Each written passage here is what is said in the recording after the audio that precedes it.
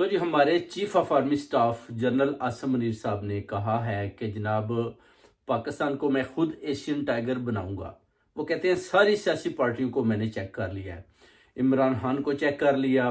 میں نے نواز شریف کو بھی چیک کر لیا، آصف علی زرداری کو بھی چیک کر لیا،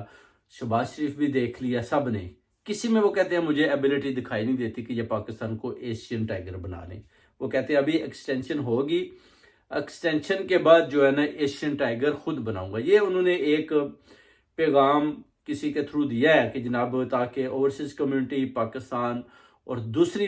بیرونی طاقتوں کو بھی پتہ چل جائے کہ ابھی جنرل عاصم منیر صاحب نے ٹھان لیا ہے کہ پاکستان کو ایشین ٹائیگر کیسے بنانا ہے۔ وہ کہتے ہیں کہ